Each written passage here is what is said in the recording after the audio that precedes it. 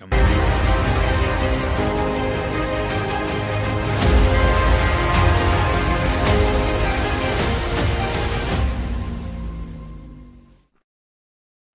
We are back for another week, Matty Yes, B. we are back. How are you, dude? I am dibbly dumptious. Dibbly dumptious. Fibbly fabulous. How are you? I'm flippity flabbly lovely. Yeah, I'm great. I'm ribbity dubbly blue. That's how I feel I'm about good. I'm you. good. However, my coffee is about to end, which I've got dregs, which I'm a bit sad about. But hey, it's fine. I haven't got any beverage for this. We're recording this quite late. We're recording it on the Friday it's due out, so I know. this is fresh from our mouths. Really Straight from our mouths to your ears, delivered like a fresh pancake on Pancake Tuesday. Which is coming up. Which is next week, so that's topical. And Trending. That's a topical metaphor. Well, simile, I said like. Anyway. Fucking hell.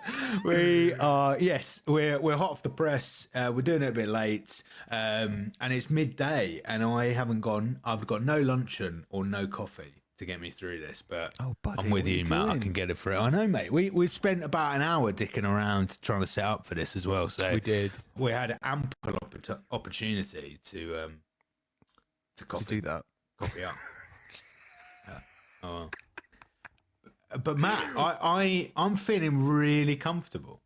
You are. Why are you feeling so comfortable, Forrest? You're leaning back. Oh, I don't think I've seen you do that before. I am leaning back because I thank you to the father-in-law. So thank you, Howard, for providing a brand new chair, because my last one broke, which is why in the background you can just hear every time I move. Whereas now I've got an office desk chair that kind of moves. Oh, it's nice. Should just completely take out the table. But it moves. So I'm feeling very professional. You can practice your evil Very villain relaxed. now. You can do. You're doing the. Not blurry, but good to see you again, Yeah, Mr. Bond. Mr. Bond. Good to see you. We meet again, Mr. Bond. There you go. Ah! There's my audition. There you Miriam, go, my there's agent. audition. If you'd like to chuck that video somewhere, that'd be nice. Thank you. Do you know what? Actually, I've seen you act now. We've started What, rehearsals. We We have. started rehearsals for our show this week, and for the very first time, dear listener, I got kind of like a real taste of Forrest's acting ability. And I tell you what, mate, it's great. It's brilliant. I've had such a great time in it. What a huge relief. I've had a taste of I just had a Forrest's taste of acting it, ability. and I'm really regretting my decision now asking you to do it. In all fairness. And in similar news, I'm no longer got an acting gig in May. So if anyone has got any work out there, we had a Thank great, God. we had Took a great punt, time. didn't I? Took a punt with you. Took a punt. We had a great time. Great time. Although we haven't seen. Anyway, this is a conversation for outside. I haven't seen any of the images that were taken. I'm excited to see the No. Yeah, images. neither have I. So yeah, Oh, okay, when that comes out, okay. yeah. But dear listener, we'll probably talk about loads more, and we'll put it out on the socials as well. If you're local and want to come see it, we'll let you know. Anyway, 100%. the thing what I do want to say, that's related to the podcast, is, dear listener, if you are listening and watching on YouTube right now, you can give us a like, a subscribe, a review on Spotify, on Apple Podcasts. It goes a long way for us in the podcast. We are absolutely drilling out the content as well. We've got more fantastic interviews coming up in the next couple of weeks as well with some very exciting people. So do stay tuned, and we'll release all that kind of stuff on our reels. Predominantly our main channel is Instagram, so do check us and follow us on there. The other thing is as well is that myself and Forrest are really getting into the insights. The numbers is like the top tier kind of stuff that we're focusing on this year. And do you know what we've just found out, Forrest? Is only out of we've accrued over 17,000 impressions and views on Instagram alone, which is insane. But within that, only 4% of our followers are capturing that, and the remaining was at 96% unfollow us to us, aren't following our Instagram account. And if you're one of those people that don't follow us on Instagram and you're watching our real content, just click that button. Just a little follow. Thank you so much. It really helps. Okay. Yeah, it'd be amazing. And also that's that thousands and thousands of insights. What time frame was that? That was like a month, right? It's a month.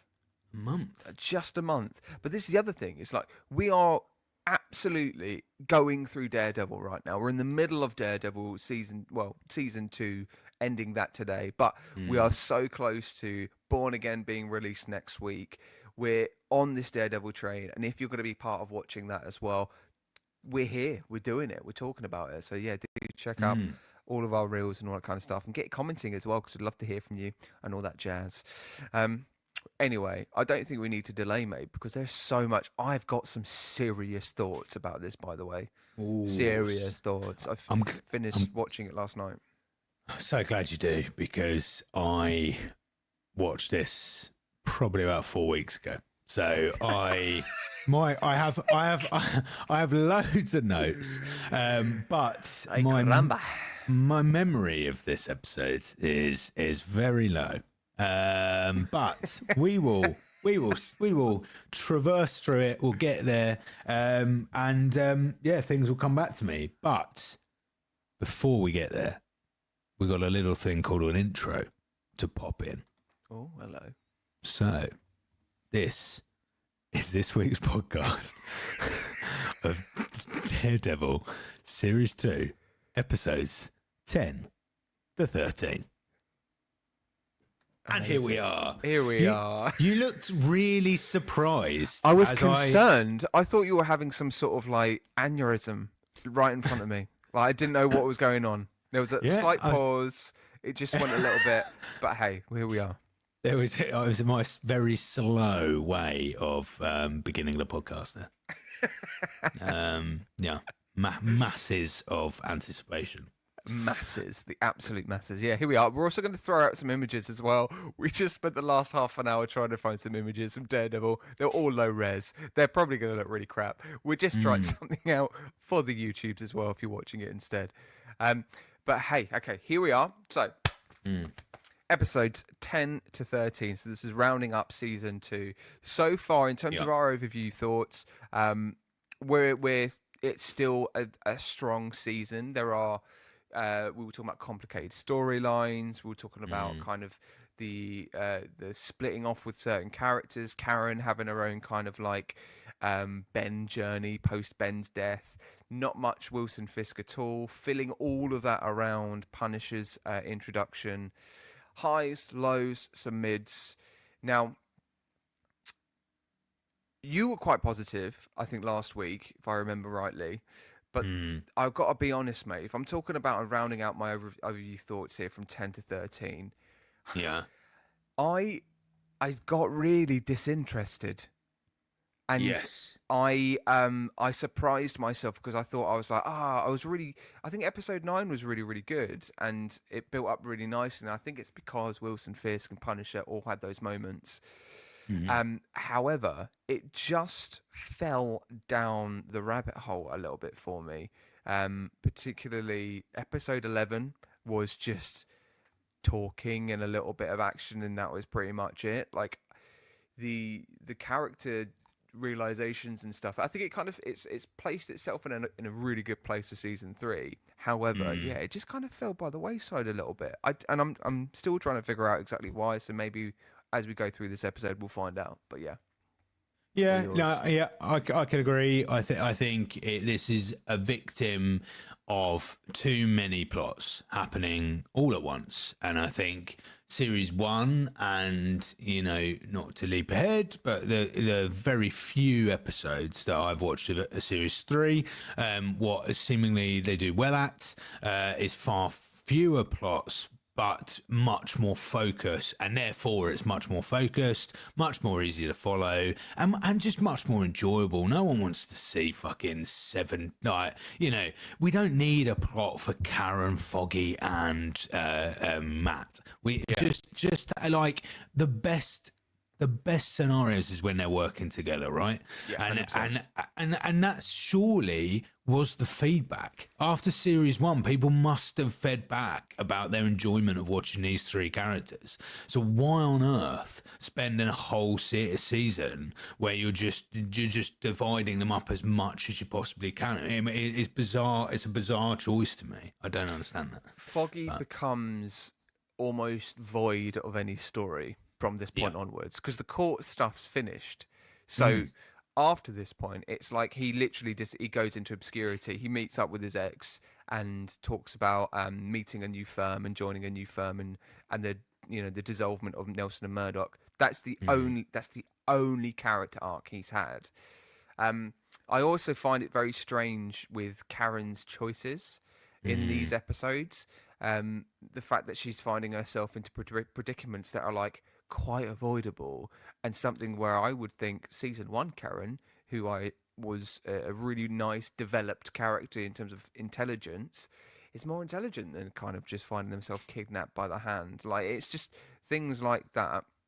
I was like, okay, this is a bit interesting. I think there's also things I've got thoughts on how they dealt with the whole conglomerate of the Hand, Madame Gao, and Nobu, which is a bit So we'll talk about that. Shall we go to episode 10? Reyes is dead. You spoiled it for me. Reyes is dead. Yeah, I mean, I didn't spoil it because you've watched this before. You've just got a memory of a sieve. Yeah. I mean, is that my fault? I don't know, man. It's not your fault. Who's babe. It's not your fault. No, I wronged. I admit my wrongdoing. I apologise profusely, and I hope we can continue on. Unlike Matt and Foggy, who are in a shit place, I hope me and you are in a far better place. You and I will never. If we had a law firm, it would be the best law firm of all time. Yeah, I mean, it would be called Jewson and Morgan. Morgan and Jewson. Morgan and Jewson. That's pretty good, actually. Morgan and Jewson. Oh my god, that could be like a. Oh, you could have Morgan and Jewson. Sounds like it could be a jeweler's. A jeweler's, all right. Jewelers. Morgan and Jewson. Okay. Morgan and Jewson. Jewels. Selling our jewels. Yeah. Amazing. Can buy some jewels. Oh, I love that. I like that too. Yeah, let us. You're really fucking trying out that chair, aren't you? Look at you. Look at you, just kind of, you just swiveled to the side and then I just go thinking position. Morgan and Jewson, let us deal with your rings.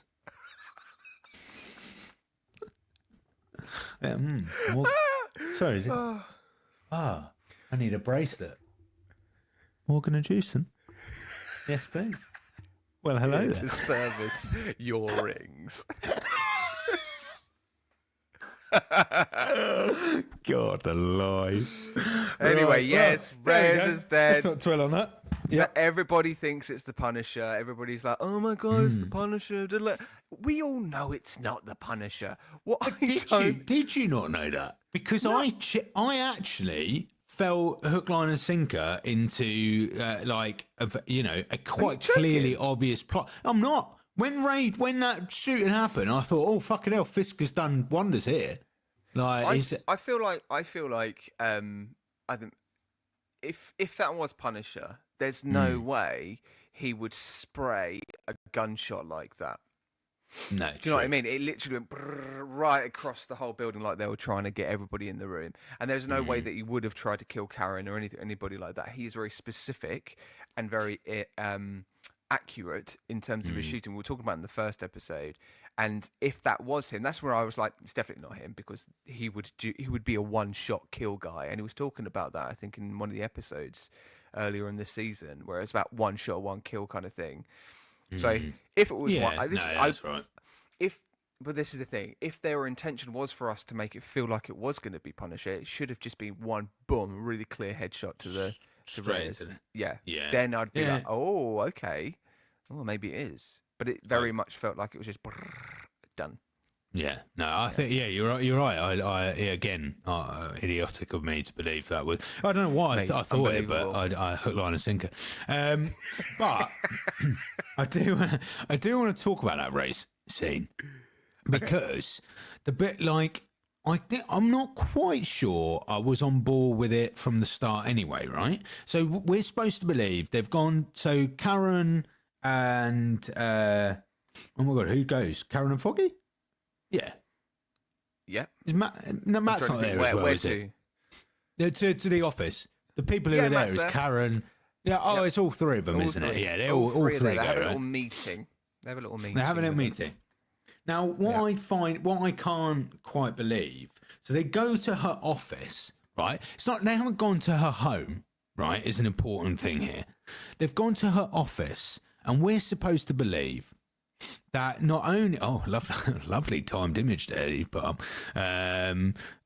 So they've gone to her office, and we're supposed to believe that she like wears quite casual outfits. She's got a really like a university hoodie on, right? At this point, Yeah, she's really quite casual, which is one thing, but her aide or the other guy in the room is suited and booted, and I'm like, well, is she, like, I'm a bit. Would she really be wearing that? She's quite a top level like person in this department, right? Her rocking out in a university hoodie as if she's got a Saturday to herself and she's going to be like eating popcorn whilst watching fucking, I don't know, whatever, a film. I was trying to think of like a sexy film, couldn't think of one, so I'll move on.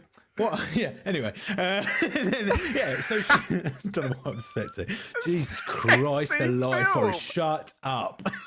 He's still going. What is wrong with my brain? Right, so I can't breathe. I can't wait. We're supposed to why on earth? There we go. So we're supposed to believe that, right? Mm-hmm. And I couldn't quite. So that what I was confused by, but also they've come in and she's instantly riffed off all of these things that are highly confidential, right? Blacksmith, 3 groups meeting together. At no point is she like even slightly concerned about providing as much information as possible. Now, I know that the aide kind of like says, like, "Oh, do you think like this is probably the time to tell them?" But it all feels super casual to be taking place in her office.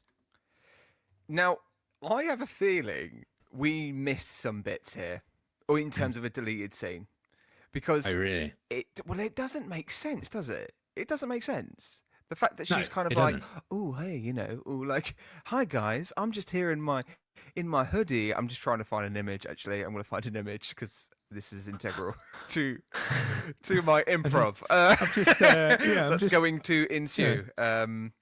Now I've got very excited about images on the podcast. Here we go. Okay, so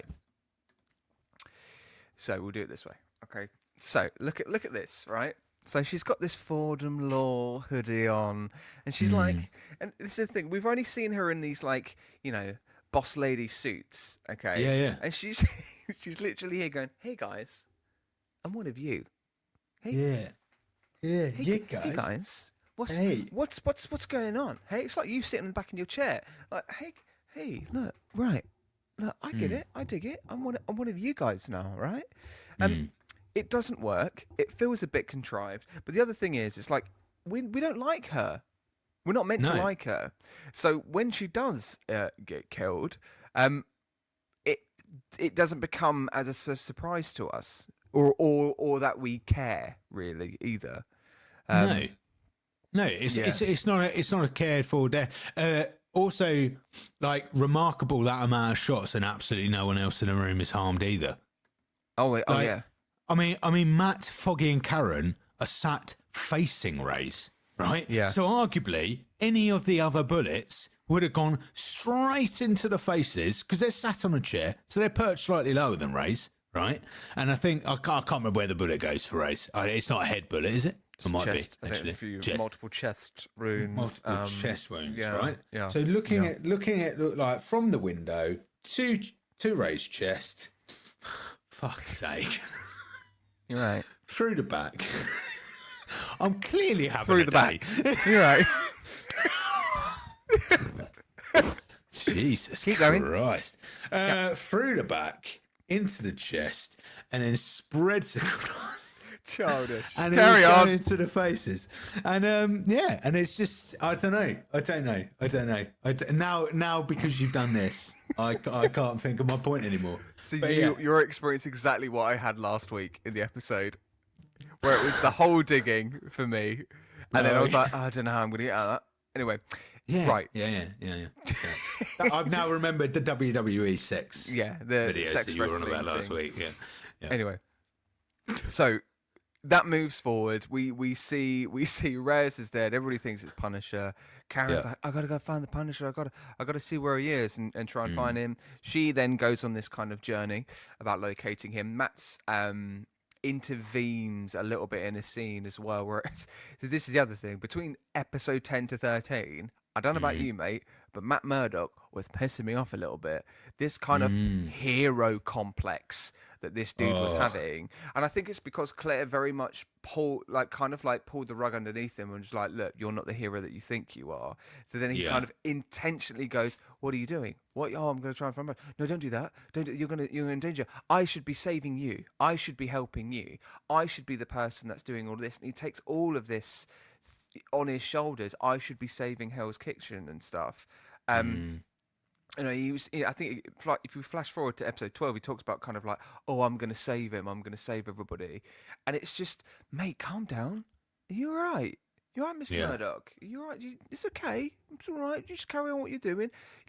Trust Karen. She's all right. This is what I mean. Is that the fact that him going to her, going, "You can't do that. That's going to endanger you. I don't want you to get in danger. I should be doing it." But then it comes from a toxic trait from just a male doing that to a female, but then also the fact that he's this vigilante, but then also it undermines Karen because it makes it's making her look like that actually she can't do it herself. Do you know what I mean? Agree, but also right, and I think I brought this up last week, and I put it in my notes. By this point, why hasn't Karen mentioned the woman in the bed? And like, Matt's berating her for working for the bullying. Yeah. At no point has she gone, Matt, you fucking like, you what? Who you fucking? Like, Like, do you know what I mean? I'm like, that's Matt. That's bizarre to me. That's never brought up again. Like deleted scene maybe that they've just chucked out. Like, but it's not brought up. Which because I'm assuming that whole thing going on is the reason why she's solo trying to find this out herself, right? Because Karen, at no point previously has Karen gone out and tried to find the stuff on her own. She's done it in tandem with the bulletin, and she's quite like when Ben was alive, she would go around with Ben, and like she's not necessarily stupid enough to do things on her own. She has done things on her own, but very much with a kind of like a careful tone about it, I would say. But now it's like there's a shooter on the loose, and she's just going straight to the scene of a crime. I'm like, what the fuck? On her own. It's so strange. We then move into Matt having a one-to-one with Kingpin, with Mr. Wilson Fisk in the cell. And pretty heated discussion as well, which is nice. And I think this is what's getting me excited about this chat that they have, that they're very much promoting in Born Again with them in the diner. This is the one thing that I really think Daredevil does really, really well, and what I'm excited to see in Born Again. They know how to write good dialogue. The dialogue in Daredevil is absolutely brilliant, and the way that they build the tension in the scenes, and you got that in this moment with Wilson Fisk and and Matt Murdock in the cell, but then also how that will translate to when it gets to the season 4 bit in the diner that we're seeing in the trailers, and just seeing that kind of mode of thinking and the way that they're working. And I think beyond that point, we all know that he knows who he is by that point in Born Again, but like that first initial kind of like confrontation, the way that he grabs him and stuff, it's what you need. But the problem is that we have that, and then we don't see Wilson Fisk again. No, I don't think. No, we don't. Everything else from that point is pretty much stopped from him. We won't see him until the next season. Yeah. He's not featured in episode 11 to 13. I don't think. No, but it's great. And then because Fisk goes, And it is weird because Fisk says about getting his files. He wants to re-examine Murdoch's files after touching the bruise on his face because they have a little scrap, don't they? And then Fisk feels his bruise and then looks at his files. And then that's quite hard to not see any result of that for the rest of the season. To not, we don't because clearly Fisk is coming on to the fact that Matt might well be Daredevil or knows it by now. I don't know. Yeah. But we don't get that realization or that actual boom. Okay, this is the guy I'm looking for. By the end of the series, I don't know why he's got an accent. He doesn't have that. This is the guy I'm looking for. Oh, this is the guy I'm looking for. So yeah, I did enjoy that. It was good to have them both together. It was nicely done. We then get I think that kind of that really for the episode 10 in terms of noticeable moments. Obviously, we find out a lot more about a blacksmith and these three groups and why that shoot off in Central Park happened, which obviously Frank's family were kind of victims of. This is the thing, right? So with like the stuff that's going around the hand, the blacksmith, because they're so elusive as these things and threats that are happening that nobody really knows who that is and what that is, and with the characters not knowing, how can us as an audience follow that completely with full investment? We can't, because this is the thing. I've not once in my notes put anything about the blacksmith in here because I didn't feel integral. It didn't feel like it was big enough or big enough of an issue. And then also when it came to that reveal of like, oh well, was it a person? Was it that guy? Was it that ex-soldier, or was he involved in something else? I think he's that right. I'm so fucking glad you brought that up. I have no idea what that was. What was that? This is when I was tuning in and out. It was so weird. Karen goes to visit the ex-soldier that was involved in the court case, weren't he? He was in Frank's court case, right? Yeah, well-known actor. He's pulling whatever this part is supposed to be. He's doing an incredible fucking job of it, right? Yeah. But holy shit, it was irrelevant. That scene completely irrelevant. Karen goes to the is that episode 11? I can't even remember where we're at now. I think it is, man. I think it is. Yeah, probably. Well, episode 11 is also where Karen's in the cafe with Frank. We have Frank uses Karen as bait, basically. Yep.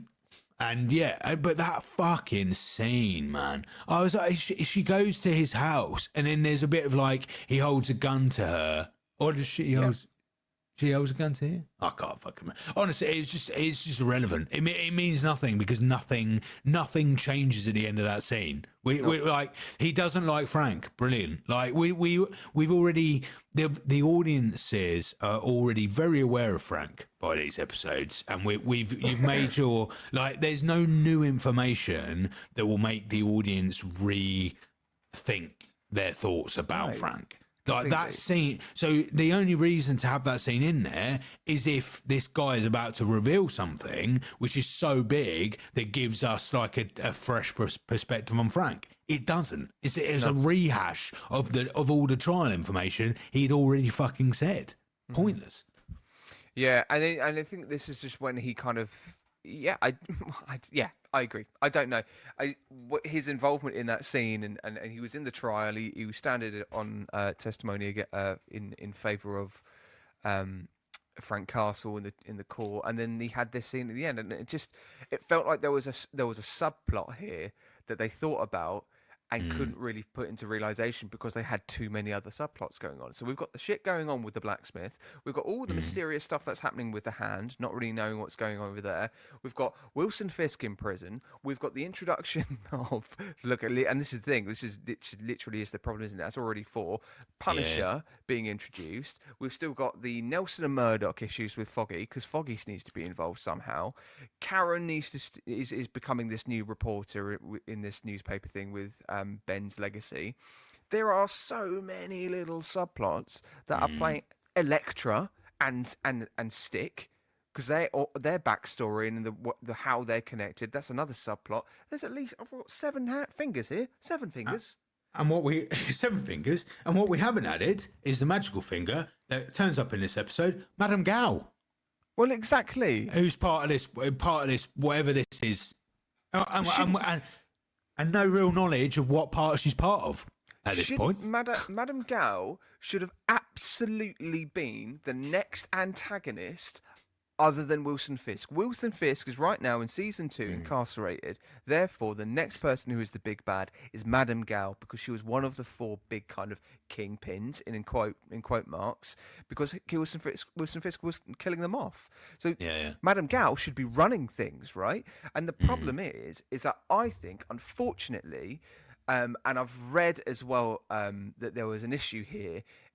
One of the writers or the heads of Netflix, Daredevil, didn't want to have a story that was threading through some sort of like Yakuza like thing, because they didn't feel like it warranted anything, and they didn't want to have that level of representation in this series. So therefore, and unfortunately, what I get across in this is a missed opportunity from storyline, but something that's very quite clearly they're just silencing Asian actors through. You've got that all the hand people. They're just people that are silently, in the action sequences and stuff. And then Nobu has no character development. We get nothing from Madame Gao, and I think that's just because they were just going, well, no, look, we don't want to tell those types of stories because this is America. That is a sweeping statement, and I know that's really loaded, but that's what I see from it. I see that because my other point is at the end of this series, who the fuck is that red-headed woman that decides to shoot somebody when Karen gets captured by the Hand group as well? This random woman that turns up at the end. Who is she? This point of authority that just gets thrusted into the series. And I'm like, that doesn't need to be anybody other than the characters that are already established. Why are we bringing in somebody else? Yeah, it is so here, there, and everywhere. This series. I'm gonna look this up, dear listener, because I feel like I don't want to throw things. It's my main grudge about this whole series. There's far too much going on. I think, we get Madame Gao back in this episode, and the sad thing is, Madame Gao could have really connected this whole Yakuza Hand, Nobu. Like, I think she could have been a means to an end for all of this plot, and could have just told Matt, right, this is it, this is what's happening, this is why we're doing what we're doing. If you're not going to be, you've been causing us difficulty for a while, and then we could have had a massive fight end to that, and that's when Stick could have showed up, and we could have had a huge fight, and then that could have ended. And then I would have much preferred, because they haven't spent the time on the plot, so no one really cares about Yakuza and Hand plot, because it's been a sideline plot for the whole series and not really quite been interwoven correctly, right? So why we end the series on it is the most bizarre choice ever, because we started the series on Punisher, and most of the time the airtime has been on the Punisher, so we're finishing a whole series arc on something that has just been a background plot for the whole thing. And it's a bizarre choice, and like I say, that sounds like it could absolutely be the case.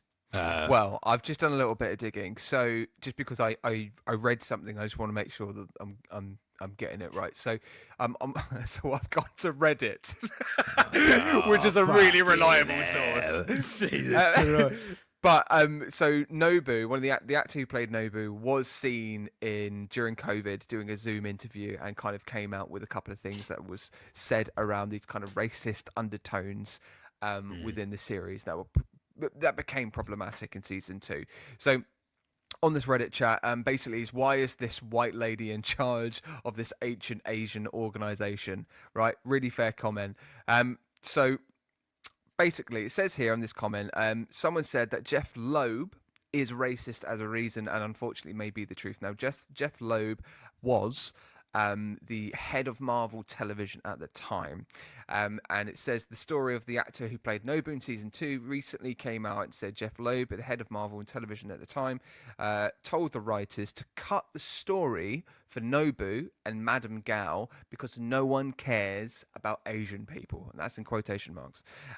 Presumably, when it came time for a lead character in The Hand, the reason they got that this new actress to provide a little bit of backstory, but because in all honesty, Alexandria is also lacking as a character.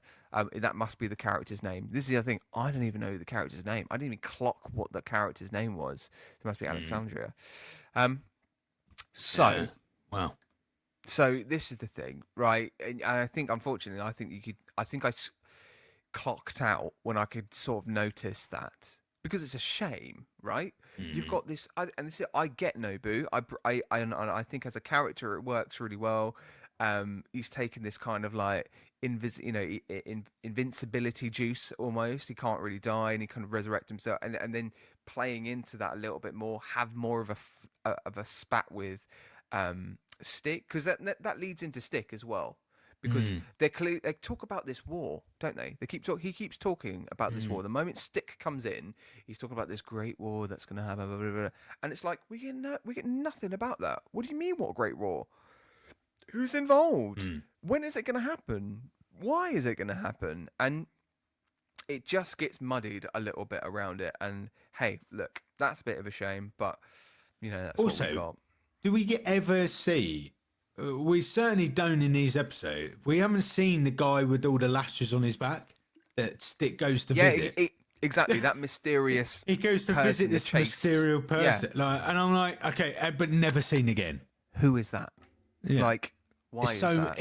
It's like they've put in like 5 seasons worth of plot and gone, like you said, I can believe that story about the racist, writer. I can 100% believe it because it stinks of it, right? This stinks of a plot that should have taken about 5 seasons and should have been like unraveling slowly and then turned into a major plot for 2 seasons, right? Whereas what they've done is gone background, fucking all about it in 2 episodes. Bye, never going to hear about it again. Yeah. Yeah. So I mean, it stinks of it, right? So I can believe it 100%. Yeah. So yeah. Episode 12. Moving into episode 12. Flashbacks. Young Elektra kicking some ass as well. Finding that bloodlust as well. You can sort of see that kind of moment where she kind of nearly kills that guy who tries to get her at the end. Who she ends up slitting his throat. She likes to slit people's throats. That's a thing, isn't it? It's a little thing that she likes to do. But so we get this flashback, and again, I think it's just to tie into the fact that how Stick is, knew her and raised her like Matt Murdock as well, and again preparing for this war kind of thing. The other thing is in between these flashbacks, we get the Elektra in full daggers as well. So the daggers that she has are very comic book accurate, and that was cool to see in the way she was handling it as well, particularly in that bit where they were fighting the hand and that turned up, and then the dagger going into one of the eyes, literally like close up, and you could hear it and you could feel it, and it was like it almost got stuck a little bit. That was really gruesome. Again, it was kind of like a reminder, hey, this is Netflix. we can do this. We can do some violence. Question though, little query here, Forrest. Why? I'm a little bit confused. I mean, maybe I've missed something. Why do we hate Stick? What has Stick done? Well, he did. He's not completely like absolved of all. Like he's done some shady shit. But like, why do we hate him to the point that we want to kill him? Yeah, I think, in all fairness, what he has done is taken, is Ellie, isn't it, Elektra? Ellie's name. Yes. Ellie's name. He has Jemima. taken Ellie from a child. Jemima.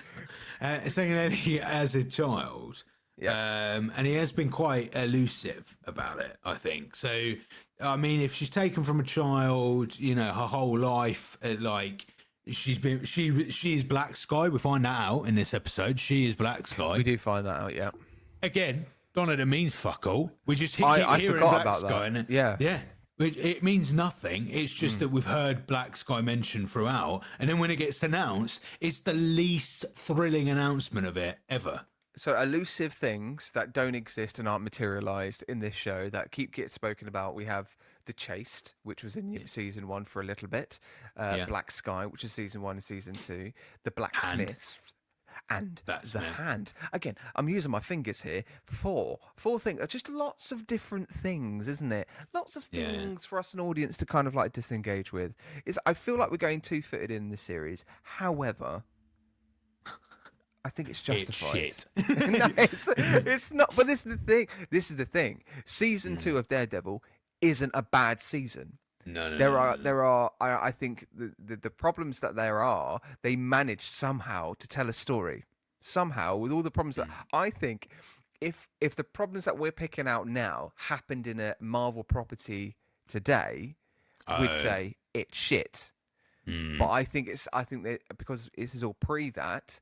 They were still able to tell a story because, and I would argue, it's because they had 13 episodes to do it in, 13 hours of episodes to do it in. So very true. And the Punisher arc in this series, on the whole, is fabulous. Great, fantastic. The whole Punisher introduction for season 2 in Daredevil, and his whole story was absolutely integral, and it was delivered brilliantly. Having said that, we did have an issue with the first episode. The actual the first few scenes of it was pretty weak, really. But the arc has been very good, and they've done a good job of that. So yeah, episode 12. There's a lot of like to-ing and fro-in. Is Stick gonna die? Stick saved. Daredevil killing the Yakuza. We got Frank and Karen, and the army person. Frank kills him eventually, and we kind of end with Nobu saying Daredevil must die. It's not much because it's all just setting up for the last episode. It all feels very drawn out. Episode 12. Yeah, I find. Yeah, it is. I've got more notes in episode 12 than any of the 10 to 13. But like, it's really graphic. Flipping hell, is it graphic? There's loads of action sequences. There's loads of blood.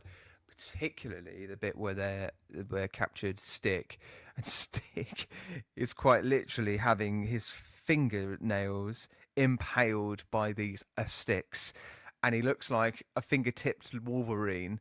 And honestly, it made me feel sick. Looking at it, I was no, thank you. I don't want to see that. That's grim. Anything with nails on TV that's being pulled apart and stuff, that's where I draw the line. Can't be dealing with that.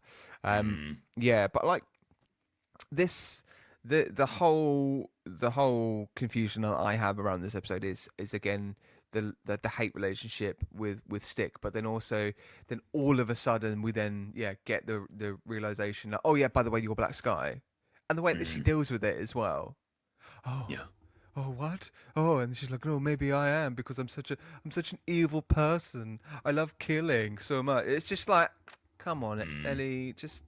And again, she kind of uses that as a kind of like pondering thing. And it's just the whole am I evil situation that Matt Murdock gets in the middle of. Again, so they have the rooftop scene, don't they? Is it this episode they have the rooftop scene? I think it ends in it, doesn't it? And it starts with it as well. Yes. Yeah. Because Nobu tells the Yakuza Daredevil must die, and they're on the roof at that point. Yeah, they're on the rooftop. I don't know. It just kind of there's character development, however, to a point that you go, oh, okay, but there's no real clear culmination. There's no like we're working towards a big fight, or we're working towards a big standoff. We're working towards a big conclusion. It's just like we're getting these little rounded completions of character arcs in little drabs that really don't connect with each other. So say, for instance, Karen finds out that Elektra is Black Sky. She's going to first say, who's Elektra? Do you know what I mean? So this is the thing. Yeah. So, and the other critique I have within this episode is that the only reason Karen gets captured is so it relates to her character arc back to the Hand, which is technically the main plot point. Before this whole season, I don't think she mentioned the Hand. I don't even think she knows who the Hand is or what a hand is. Like, so, and then all of a sudden she's captured, and then people getting shot around her, and she's like, And it's just, and it made me a bit annoyed because it was like, are they just kind of like throwing the whole relationship damsel in distress kind of in hostage situations so Matt Murdock can turn up and be like, hey, I love you, you're safe, kind of thing, and then go. And because I'm like, Karen's better than that. Karen is better than that. Yeah. Agreed. Don't need it. Don't need the romance. Again, I've said it a couple weeks ago. Don't need the fucking romance, man. Don't fucking need it. No. You want it. You want rain. You want standing in rain doing Spider-Man kisses upside down. That's what you want. Oh, you want sex scenes in a wrestling ring. That's what you want. Oh, do I now? Do I? Oh, okay, all right, yeah. I think out of this Juice and Morgan and Juice and partnership, mate. I think it's definitely the old Jew bug over there that wants. You want to see the cleaning of rings on.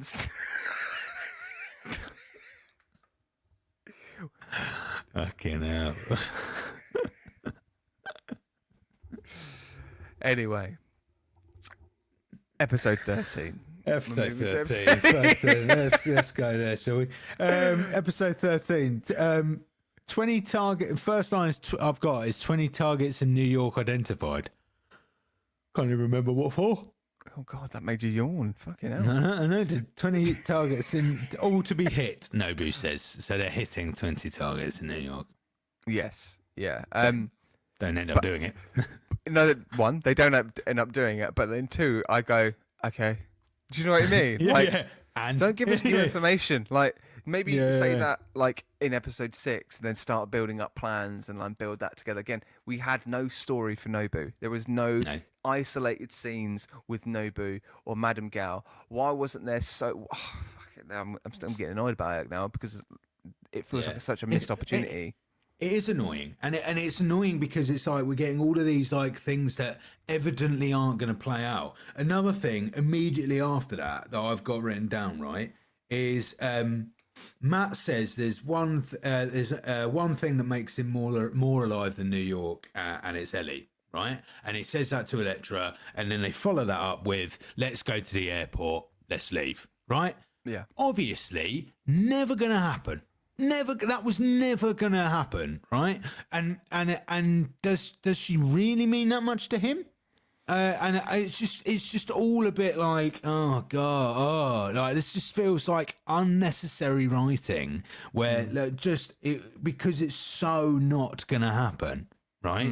Give us something that might happen. You know what might happen is Matt could have said, look, I don't want to be Daredevil anymore. Let's stay here. I'll be Matt, you be Ellie, and let's be ourselves. I could believe them two might go, right, let's abandon this vigilante stuff and let's just be us but live here. I can't believe they'll go to an airport and leave this place and that he loves her more than New York. Just don't believe it. Literally. That's it. Yeah, completely agree. The other thing I've got in block caps, we've already spoken about it, but I've got, who the fuck is this woman in the car? So there's a bit as well where obviously Elektra gets injured, she dies. Or we think. She gets put in the Chamber of Secrets. Unconnected to Harry Potter. Unconnected to Harry Potter in the Chamber of Secrets. Brilliant. Yeah, I just the whole that kind of intimate kind of like moment with them, you know, kind of like he's holding her, cradling her head. It was sweet. It was nice, but again, it's like, it's where does Matt lie in this? Do you know what I mean? Like, what does this do for Matt Murdock? The fact that so we're gonna see season 3, him, you know, reeling off the grief of losing ex-girlfriend, really really close friend, romantic, not romantic. character, but then how does he kind of deal with that around Karen? And I think I'm interested to see how that plays out, and I hope it does get played out because it marks some questions and an opportunity to develop his character a little bit more. Prior to that, obviously they were in a bit of a shit before that, and Punisher throws in the assist. In full Punisher garb as well, so he's got the vest on. And what I really loved in the newspaper when it says Frank Castle's dead, it had that X-ray of the skull, and he's obviously that's then the blueprint for that being put on the tactical vest of his. And I was like, oh, that's really nice. It's a really nice take. And then you see him over in the other building, and like very Batman-esque. And then all of a sudden, the camera pans round back to Matt, Daredevil, and he's doing this. I'm like, why are we just watching 15 seconds of Daredevil panting? Like, I was like, is he asthmatic? Does your boy needs an inhaler? Yeah, that's what he needs. Like. It was a really strange choice. It was a really strange thing to say. I was like, sat there going, "Why is this a shot? Why are we? I don't know. But yeah, Elektra's dead. She's now Black Sky is now in this coffin of life. Coffin of life. This the other thing is, I'm not fully cognizant of what the fuck that thing does. Oh, no one is, because at one moment, 10 episodes ago, they were talking about basically immortality. So what I'm assuming this chamber is going to make her alive again, right? But people were so disinterested by all of the plots in Series 2, I don't think Elektra's ever coming back. But what I imagine, the original version of this was that chamber and the blood, so the whole... Because again, what was the point in all the boxes with the blood? Because I think the point is that the blood of those people was going to keep whoever was alive in that chamber permanently alive. So what I think happened to Nobu, he did die, they bunged him in the chamber, and that's why we've got Nobu back. Right? Yeah. But this is me really taking bits of the plot and having to go, I'm going to sandwich it together. Because they did mention immortality. Stick definitely mentions it at the beginning, right? And so I can only assume that's the point or what they've done with Ellie, right? They want Black Sky to stay alive. They put Black Sky in the chamber. The blood of the chamber reactivates Ellie. Bish, bash, bosh. No one was interested in the plot. We didn't find out. Bosh. Bish, bash, bosh. Job done. Now we seamlessly move into a picture of Matt cradling the Daredevil mask. We do. The point I did want to say, and what I did like, let's move on to a good thing, is his new tool. So he gets a nice little gadget. Yeah, he does. Little grapple tool, little grappling hook jobby, and he uses that to kill Nobu. He does. Whacks, and it's quite a gruesome death. While Punisher helps kill the other Yakuza. Like the other members. Yeah. I quite like that. I quite like Punisher and Daredevil ending up working together. Quite in the way they did. The whole plot's a bit odd, but it was nice. Like, see you around, Red. Yeah, I've got that. Red. I've got that in quotations underneath. Have you? Was I right? Yeah, you've got that right. See you around, Red was exactly the quote said. Amazing. Me and John Berthnall like this. One entity. We are. Because I'm so masculine. One end to two. We are one entity because I'm so masculine. One entity. On the levels of masculinity, I think me and John Berthnall are like exactly the same. I could be the Punisher easily. I could hold a Gatling gun. What if tactical vest, lovely trench coat, and a Gatling gun? I'd be all over that. What I want to do is I just want to make that a reel and put that with the same reel from last week where I said I was mocking you about why can't just Marvel and DC fans get on together? Okay, because imagining you rocking up to, the gang, like the blacksmith gang. Come on, blacksmith, I just want to have a word, because why are you pitting these gangs against each other? If we just work together, we can all come together for a common goal.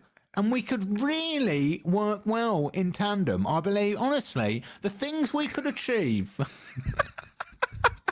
So, yeah, I think you make an amazing Punisher. Oh, thanks, man. That'd be awesome. Thanks, man. So, yeah, that happens. I put I've got a phrase here. Nobu wakes up alive. And then, so he gets thrown off the roof by Daredevil using the grappling tool. Yep. And then we have a scene with him and Stick. I put Stick murders him with large samurai. He uses a large sword to kill Nobu. He does. It's a large sword. Why is it a large sword? Why did you put like a 20-second pause in that? I thought I was looking at you like, do you disagree? Or? It's because I realised I put the wrong fucking banner on. I'm literally, to listener, you will probably see like the watch along of Agatha trailer. Okay, yeah, so that's an old banner. This is all for our YouTube viewers, by honestly, the way. If you're on just Spotify, living and learning. Honestly, I don't know how people do this, where you can talk and then obviously throw these things up as well. Like, oh yeah, I can't do one thing at the same time. Anyway, yes, it was a big sword.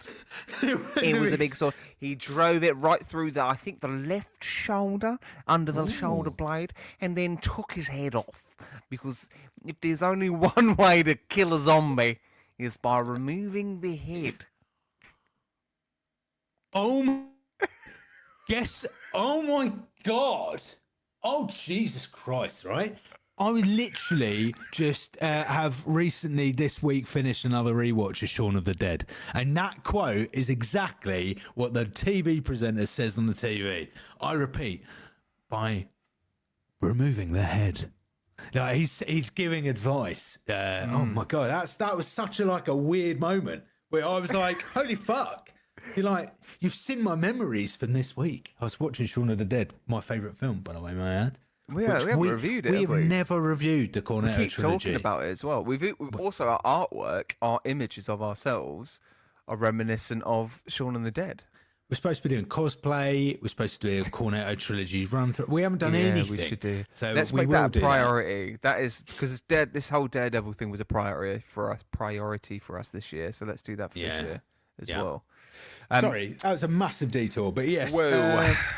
I've got the next bit is they're at Ellie's funeral, and Stick says, "Matt, you are the toughest son of a bitch I've ever met."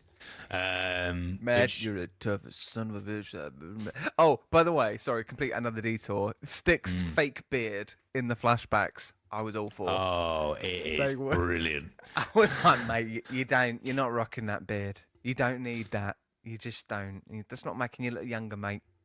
Just like a bunch of hairy snails on your face. Much like mine, actually. Much like mine, really.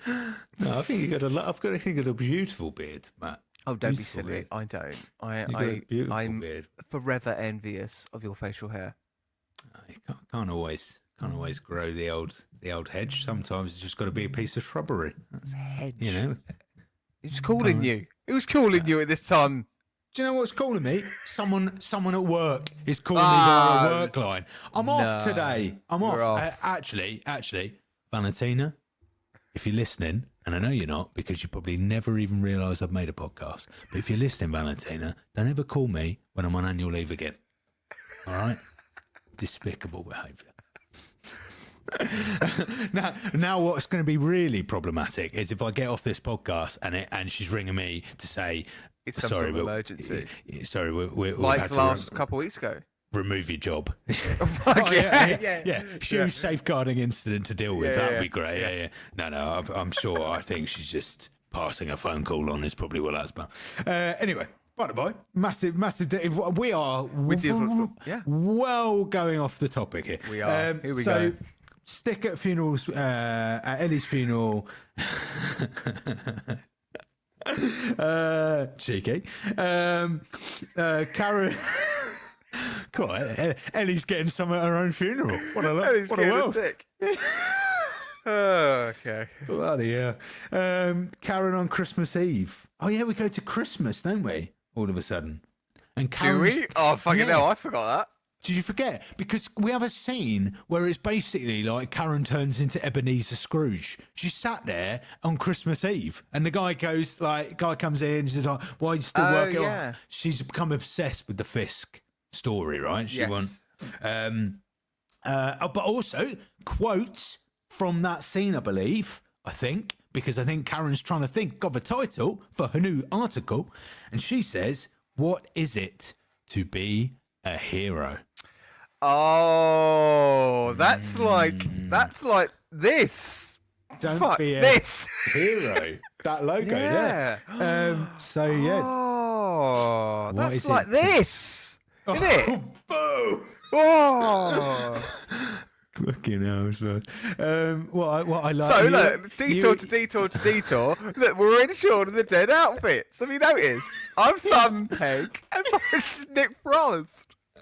What I love is that Matt's uploading these to YouTube.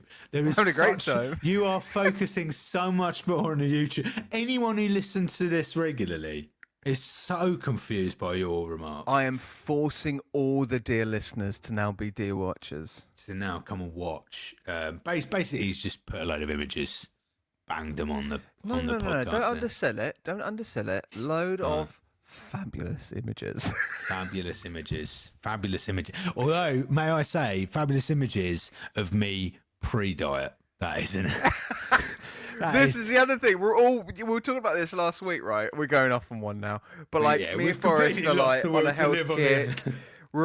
We are on a health kick. We're on a glow up, and like we're really aiming for that calendar, aren't we?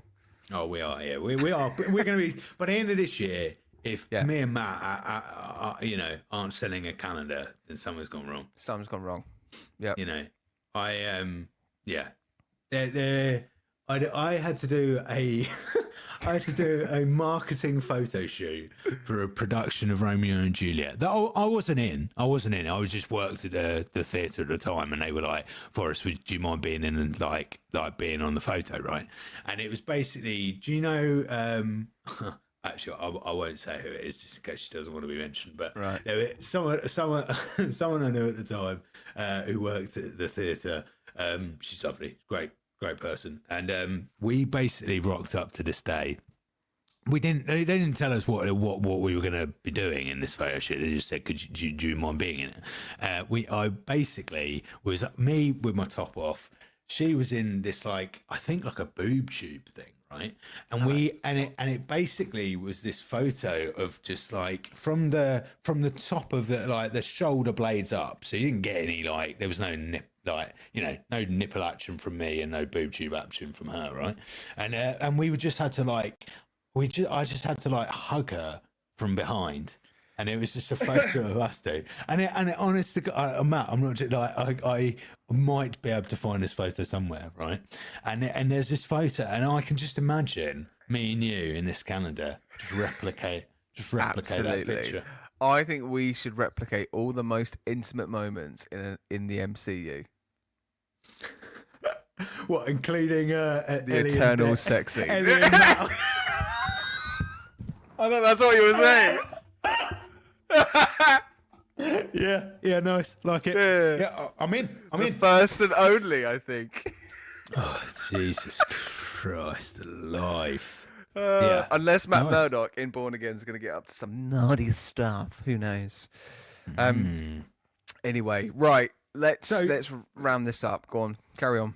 Sad moment with last few notes I put. Sad moment with Foggy as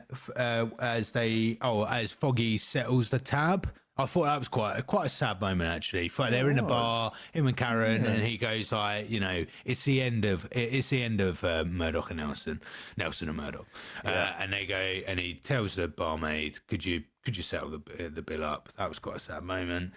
Punisher sets fire to his family home. He does. Matt meets Karen and tells Karen he's Daredevil. Yeah. Elektra goes. Well, she must have known by that point because they had a really intimate moment beforehand when he was as Daredevil. And in fact, earlier in the episode, I've put, I'm confused about Karen. Does she know Matt is Daredevil? I wonder if this scene was cut and put somewhere else to have a bigger impact. Because there are scenes earlier in that episode where it definitely implies quite heavily she already knows. I can't remember from Yeah. like you mentioned it as well. It's something about it where you're just like, I feel like she already knows. Yeah, it's true. Maybe. But yeah, so, and then Elektra goes to the Chamber of Secrets. There you go. The end. The end. Right, that's season 2. Okay. That is. Give us a crisp rating, my friend, and I'm gonna go get that Rotten Tomato going. For series 2. Yeah. Specifically, season 2 crisp rating. I'm gonna go for, I'm gonna go for a Bombay mix. Oh. And I'm gonna go for a Bombay Big? mix. Small. Big old bag of Bombay mix, because there's a lot of different things going on in a Bombay mix, isn't there? And There's loads. this season, there's a lot of different things going on. Partial to a Bombay mix, you know. Oh yeah. Yeah, I'm a little bit. I don't think I've had a Bombay mix for years, but I would eat it. If someone said, you know, help yourself to the Bombay mix, I'll be helping myself. That's for sure. I like this. I'm gonna go for the lime sensations poppadoms by Walkers. Those little ones. We haven't done that one before. That is genuinely a first. I don't think I've ever given a crisp rating like that for these ones. So yeah, those lime ones, really tangy, really tasty. Got it in your mouth. Keep going till basically the packet's gone. It's quite filling, but I think you could quite easily go for a couple more. So you're just left with a little bit of a. I think I could have kept going there. So I feel like that's a nice little depiction. You look very confused. What's the conclusion? You've spent 40 minutes absolutely doubling down on how shit this is. It's and still a good season. No, Okay. see, this is what I think. I still think it's a good season. This is what I'm trying to say. Like, I feel like we have went in 2-footed on a lot of things and very much focused on a lot of critiques in this season. However, I still think the characters were the saving grace of this show this season, because the stories were complicated, convoluted, and too many subplots. Yeah. And that's a shame and is a big flaw. However, it's still watchable. It's still good. Like, if you compare it against the other things that we've watched and reviewed, it's still not too bad. Like, it's so that's probably why I'm giving it that. But like, it's like the crisp packet has like enough for sharing, but it's like not enough for sharing, if you get what I mean. I get what there is that little air of emptiness with it. Yeah. Do you want to know the Rotten Tomato meter before we finish up? Oh, go on then. So finish me off. Fucking hell. So we all know season 1 of Daredevil was at a 99 on the tomato meter, which is a very first of the podcast. That's absolutely insane. So this one is considerably lower on that case. So season 2, Forrest, give me your prediction. I would say, I'd say 62%. It's not that low. So so it's at an 81 on the tomato meter. Okay. I think that's fair. I'd probably be more like 75. I think it's a bit lower. I think there are a lot of issues. 75. I think. Fair play. However, I'm looking forward to season 3. We are going to be cracking into season 3 from next week. We've got plenty of that to go through for season 3, and then we'll get on to Born Again. So we are going to be slightly late to the train. However, we're going to review it much like how we've done it here. So we're not going to go episode by episode with Daredevil. Born Again, we'll kind of conglomerate some of the episodes together. And that'll be great, and that'll be fun, and we're gonna have a great time. We're gonna have a great time. I can't wait. I am very excited for season 3. Very excited for season 3. and I'm even more excited for Born Again. I think we're gonna have a great time. It is important to say, although well, actually, probably not important to say when we've done an hour and 10 minutes, because if you got this far, you're probably interested in Daredevil. But for anyone listening who might not be, we will cover some other stuff soon. Oh We yeah, promise. we are very aware. We've done this. We did this with the boys. We were fully aware when we did the boys. We're marathoning it through, and it's all going to be very heavy on this content. So we'll keep going with Born Again and stuff. However, this is why we have our interview episodes. We didn't really have that with the boys. No, So that's true. we just had an interview with the Actors Waiting Room with Grace Price, which was absolutely brilliant. That's our latest one that's out. You can listen to that right now. Spotify, Amazon Podcasts, Apple Podcasts, wherever you are. And yeah, just creative chat. We'll talk about drama schools, her journey with drama schools, her kind of emerging into the professional sphere in theatre and TV. And her podcast as well, which you should absolutely go and check out. We've got a couple more interviews coming out soon. We're recording some next week as well, which is very exciting. And then, yeah, we'll keep going with that. So we'll let you know when that kind of drops. As it goes through, we're not going to release any names as well, just in case if things reschedule. Whoever knows, you never know these things. But yeah, really excited. Thank you for listening. Thank you for watching, dear listener. Love your flipping faces. You take a wonderful day now. Okay, bye now. Bye bye.